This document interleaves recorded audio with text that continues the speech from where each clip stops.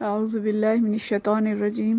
بسم اللہ الرحمن الرحیم والصلاة والسلام علی رسولہ الکریم۔ آج ہم انشاءاللہ تعالی 70واں پارہ پڑھیں گے اور اس میں سورۃ الانبیاء اور سورہ حج کا مطالعہ کریں گے۔ یہ دونوں بہت اہم صورتیں ہیں اور بہت زوردار صورتیں ہیں اگر ان پہ غور کریں۔ یہ اس دور میں نازل ہوئی تھی جب کفار کا زور بہت زیادہ تھا اور طرح طرح کے الزام نبی کریم صلی اللہ علیہ وسلم پر عائد کیے جا رہے تھے۔ کبھی آپ کو شاعر کہا جاتا تھا، کبھی یہ کہا جاتا تھا کہ ایک انسان ہے تو رسول کیسے بن گئے۔ تو سورۃ الانبیاء میں خاص طور پہ ان حالات میں تاریخ انبیاء بتائی گئی اور منصب نبوت کے بارے میں تعلیم جو ضروری تھی وہ دی گئی۔ اور اس دور میں جو کشمکش تھی توحید اور اہل شرک کے درمیان وہ بہت زیادہ تھی، اس لیے آخر میں نبی کریم صلی اللہ علیہ وسلم نے اللہ تعالیٰ سے فیصلہ طلب کیا ہے۔ سورۃ الانبیاء جیسے کہ اس کے نام سے ظاہر ہے کہ اس میں بہت سارے نبیوں کا تذکرہ ہے اور اس کا جو آغاز ہے بہت ہی زبردست آیت سے ہوتا ہے۔ بسم اللہ الرحمن الرحیم۔ اقترب للناس حسابهم وهم فی غفلۃ معرضون، کہ قریب ہے لوگوں کے حساب کا وقت اور وہ ہیں کہ غفلت میں منہ مڑے ہوئے ہیں، اور ان کے پاس جو تازہ نصیحت بھی ان کے رب کی طرف سے آتی ہے اس کو بتکلف سنتے ہیں اور کھیل میں پڑے رہتے ہیں اور دل ان کے دوسری فکروں میں منہمک ہیں۔ اللہ تعالیٰ غافل دلوں کو جگانے والا آغاز کرتا ہے اور کیفیت یہ ہے کہ اللہ تعالیٰ کہتا ہے کہ ایسے لوگوں کے جن کا امتحان سر پہ ہے اور وہ کھیل کود میں مگن ہے، ان کا انجام کیا ہوگا۔ یعنی غافل اور لاپرواہ انسان کہ ان کے محاسبے کا وقت آ چکا ہے اور وہ رسول اللہ صلی اللہ علیہ وسلم کی بات کو اور اللہ کی جو کتاب ہے اس کو سن نہیں رہے اور دوسری جو الٹی سیدھی باتیں ہیں وہ کرتے ہیں۔ پیش کردہ ذکر پہ غور کرنے کے بجائے رسول اللہ صلی اللہ علیہ وسلم پر اعتراضات اور الزامات عائد کرتے ہیں۔ اگلی آیات میں جو بتایا 1 سے 15 تک جو آیات ہیں ان کا مضمون بنتا ہے کہ آپ صلی اللہ علیہ وسلم کو کہتے تھے آپ ایک بشر ہیں اور بشر کیسے رسول ہو سکتا ہے، اور کبھی کہتے تھے کہ یہ تو بس پراگندہ خواب ہیں، اور کبھی کہتے تھے کہ قرآن کو آپ نے خود گھڑ لیا ہے، پھر کہتے تھے آپ شاعر ہیں اور مطالبہ کرتے تھے کہ پچھلے رسولوں کی طرح کوئی معجزہ دکھایا جائے۔ تو ان سب کو ہلاکت کی دھمکی دی گئی اور مشرکین مکہ کو منصب رسالت کی نوعیت سمجھاتے ہوئے بتایا گیا کہ سابقہ تمام رسول بھی انسان ہی تھے، اور ساتھ ہی اللہ نے کہا کہ اہل کتاب سے آپ پوچھ لیں، ان کے علماء سے دریافت کر لیں کہ سابقہ رسول کیا تھے۔ تمام رسول کھاتے پیتے تھے اور ہمیشہ زندہ رہنے والے نہ تھے، لیکن کل کہ جو کفار اور مشرکین تھے وہ کہتے تھے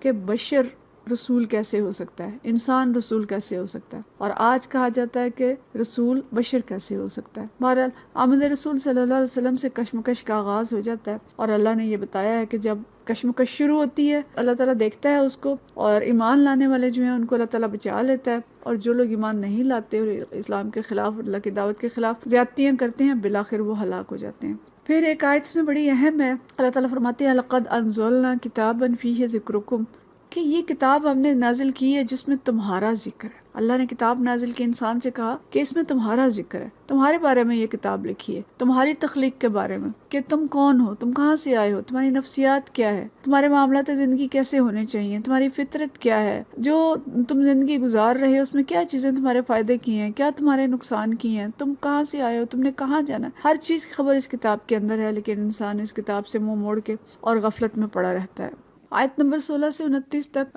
توحید کا اثبات ہے اور شرک کی تردید کی گئی ہے، اور اللہ تعالیٰ نے اس حصے میں بتایا ہے کہ تخلیق کائنات کا ایک مقصد ہے، اسے کھیل تماشے کے طور پہ نہیں بنایا گیا بلکہ یہ حق اور باطل کی جنگ ہے جس کے لیے اللہ تعالیٰ نے یہ کائنات بنائی ہے، اور اللہ تعالیٰ حق کو باطل پہ دے مارے گا اور باطل مٹ جائے گا اور دنیا کو کھیل تماشا سمجھنے والوں کے لیے تباہی ہے۔ اسی کے ساتھ ہی اگلی جو آیات ہیں اس میں فرشتوں کو خدا کی بیٹیاں سمجھنے والوں کو جواب دیا گیا اور توحید کے عقلی دلائل جو ہیں وہ پیش کیے گئے، اور کہا گیا کہ اگر زمین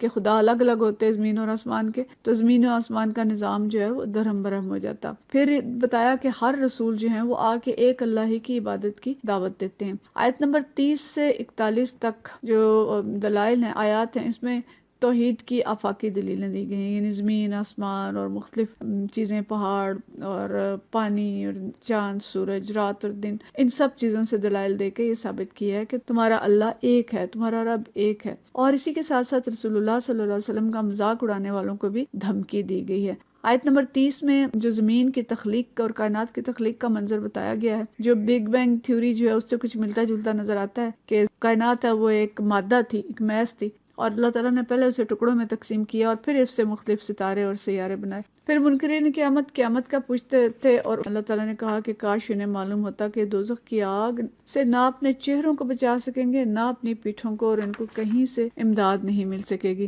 اور آیت نمبر 42 سے 47 تک مشرکین کے خود ساختہ خداؤں کی بے بسی بیان کی گئی اور انہیں تنبیہ کی گئی کہ ان کے دن جو ہیں وہ گنے جا چکے ہیں اور مسلمانوں کو کامیابی کی خوشخبری دی گئی۔ آیت نمبر 48 سے 49 تک انبیاء کا تذکرہ ہے، اور یہ بتایا گیا کہ اس سے پہلے اللہ تعالیٰ حضرت موسیٰ اور حضرت ہارون کو فرقان اور تورات نازل کر چکا ہے، اور یہ کتاب جو تھی یہ روشنی تھی، ذکر تھی، یاد دہانی تھی، اور اب یہ بابرکت ذکر یعنی قرآن پاک نبی صلی اللہ علیہ وسلم پر نازل کیا گیا ہے، تو تم لوگ اس کا انکار کر دو گے۔ خطبہ ہے نا قرآن، تو سوالیہ انداز ہے اس کا کہ تم لوگ اب اس کا انکار کر دو گے۔ تو آیت نمبر 50 سے 93 تک اللہ تعالیٰ کئی انبیاء کا ذکر کر کے ان کے کردار اور ان کی دعوت پر روشنی ڈالتے ہیں۔ حضرت ابراہیم علیہ السلام کا ذکر تفصیل سے ہے، اور عقیدہ توحید کے سلسلے میں جو انہوں نے اپنی قوم سے مناظرہ کیا، اپنے باپ سے کیا، اس کا سارے کا تذکرہ ہے، اور اس کے ساتھ ہی جو انہوں نے قوم کے جو بت تھے ان کو توڑ کے، اور جب انہوں نے پوچھا کہ کس نے توڑے ہیں تو کہا اس بڑے سے پوچھو، اس نے توڑے ہوں گے، اس کو زندہ چھوڑ دیا تھا۔ تو یہ دلائل دے کے تو توحید ثابت کیا گیا ہے۔ حضرت لوط علیہ السلام کا ذکر کیا گیا کہ وہ کس طرح سے انہیں بچا لیا اللہ نے اور ان کی قوم کو تباہ کر دیا۔ حضرت داؤد اور سلیمان علیہ السلام کی جو نعمتیں دیں ان کا ذکر کیا۔ حضرت ایوب علیہ السلام کو جو تکلیف دی اور اس میں انہوں نے جو صبر کیا اس کا تذکرہ، اور ان کی دعاؤں کی قبولیت کا ذکر ہے۔ حضرت اسماعیل، حضرت ادریس، ذوالکفل، سب کا تذکرہ ہے۔ حضرت یونس علیہ السلام کا تذکرہ ہے کہ جب انہوں نے مچھلی کے پیٹ سے پکارا لا الہ الا انت سبحانک انی کنت من الظالمین، کہ یہ آیت انہوں نے پڑھی اور اللہ کو پکارا تو اللہ تعالیٰ نے ان کی دعا قبول کی۔ آج بھی جب کوئی دعا اسی طرح پڑھتا ہے تو اس کی جو مشکلات ہیں وہ حل ہوتی ہیں۔ حضرت زکریا، حضرت یحییٰ علیہ السلام کا ذکر ہے، حضرت مریم علیہ السلام کا ذکر ہے۔ حاصل کلام یہ ہے کہ تمام پیغمبر بشر ہوتے ہیں، خدا نہیں ہوتے، خدائی میں شریک نہیں ہوتے، اور وہ توبہ استغفار کرتے تھے، صابر و شاکر ہوتے تھے، توحید کی دعوت کو عام کرنے کے لیے جرأت عزیمت سے کام لیتے ہوئے قوم کی مخالفتوں کا سامنا کرتے تھے۔ تو اسی سلسلے میں نبی کریم صلی اللہ علیہ وسلم اس سلسلے کی آخری کڑی ہیں، اور ان پر اعتراضات اور الزامات کی بجائے ان کی قدر و منزلت پہچاننے کی کوشش کی جائے۔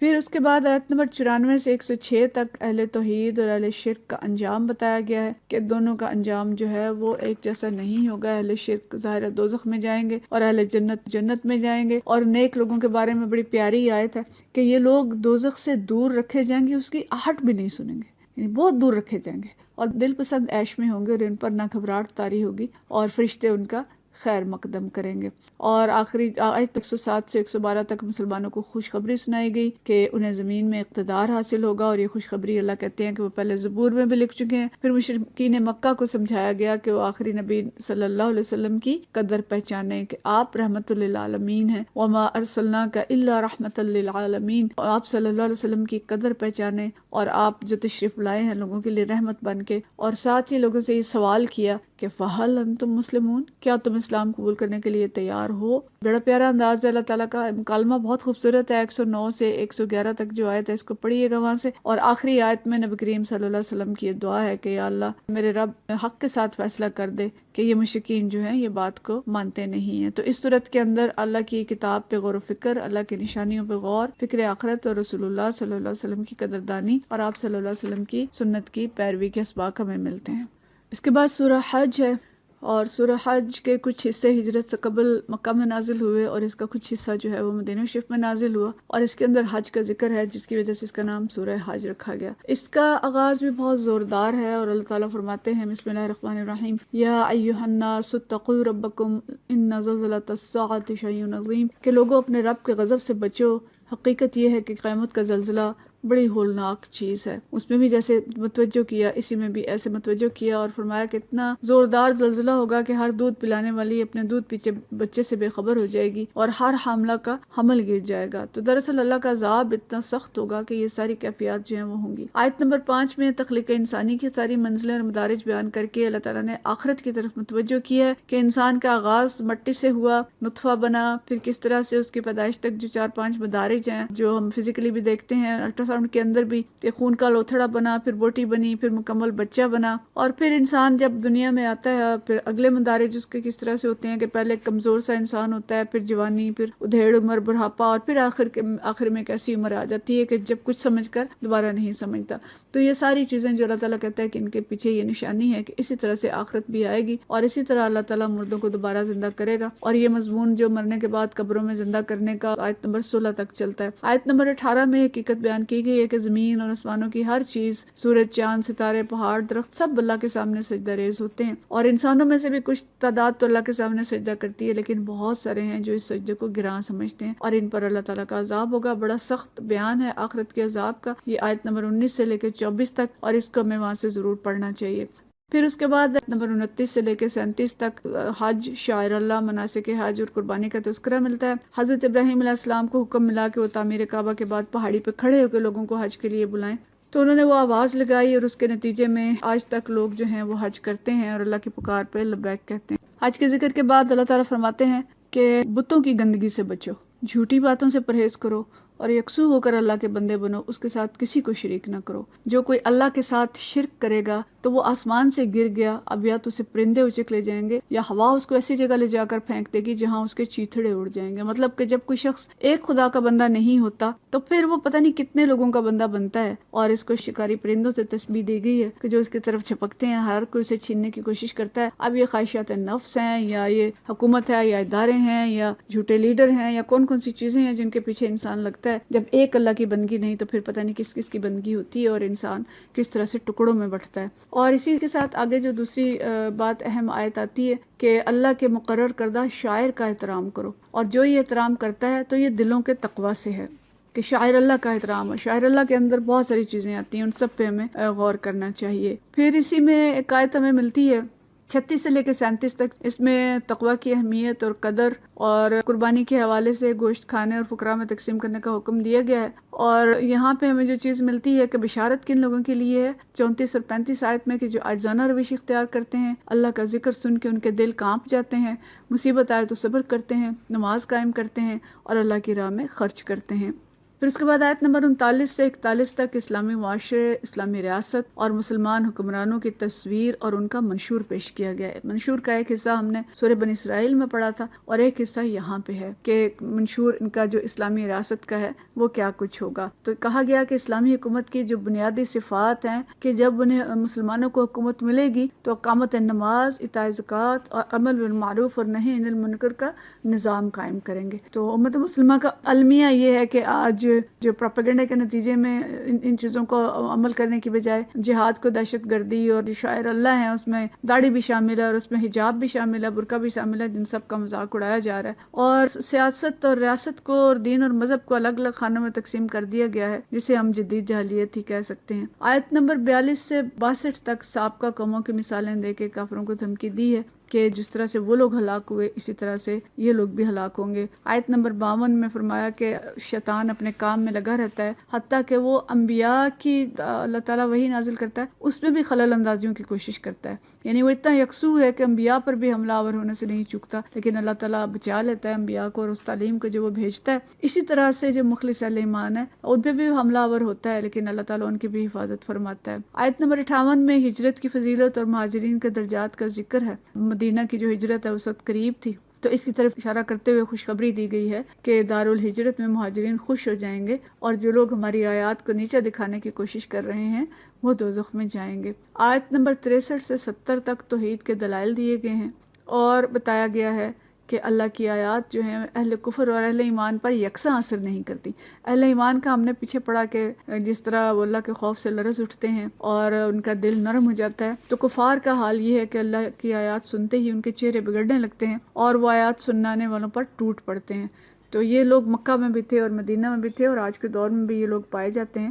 اور آج ہم دیکھ رہے ہیں کہ دنیا کے اندر کتنے مسلمان اسلامی تحریکیں ہیں جن کو کچلا جا رہا ہے، اور کس طرح سے اسلام پر جو عملی اسلام چاہتے ہیں اور اسلام کا نفاذ چاہتے ہیں ان کے ساتھ جو کچھ سلوک ہو رہا ہے، یہ سب اس وقت بھی یہی کچھ تھا۔ سورت کے آخری رکوع میں اللہ تعالیٰ نے 2 اہم مضامین بیان کیے ہیں، توحید اور جہاد۔ توحید کی ایک دلیل دی ہے اور شرک کا بطلان کیا ہے، کہ ایک مثال دی ہے کہ ان لوگوں کی مثال جو شرک کرتے ہیں ایسے ہے کہ وہ سارے مل کے ایک مکھی بھی پیدا نہیں کر سکتے، اور مکھی پیدا کرنے تو دور کی بات ہے، مکھی ان سے کوئی چیز چھین لے جائے تو اسے واپس بھی نہیں لے سکتے۔ اور آخر میں فرمایا کہ وَجَاهِدُوا فِي اللَّهِ حَقَّ جِهَادِهِ، کہ اللہ کے راستے میں جہاد کرو جیسا کہ جہاد کرنے کا حق ہے، اور ہمیں کہا گیا کہ تمہارا نام میں نے مسلمان رکھا ہے، اور ٹکڑوں میں بٹنے سے منع کیا گیا کہ اللہ کے راستے میں جہاد کرو، عصبیتوں سے بچو، اور یہ عربی، اجمی اور مہاجر اور لوکل اور پٹھان بلوچ نہیں، بلکہ تم سب مسلمان ہو. اور فرمایا اللہ کے دین میں کوئی تنگی نہیں ہے، اور اللہ کے تعلیمات اور شریعت میں کوئی انسانوں کے لیے مصیبت نہیں ہے. یہ آسان شریعت ہے، اس پہ عمل کریں اور اس کو لے کے کھڑے ہو جائیں اور جہاد کریں. جہاد سے مطلب صرف قتال نہیں ہے، بلکہ جہاد جو ہے کہ اللہ کے دین کو لے کے کھڑا ہوا جائے، اور غلبہ حق کے لیے موقع محل کے مطابق جدوجہد ہو، قلم سے، زبان سے، مال سے، دلیل سے، اور اسی کے ساتھ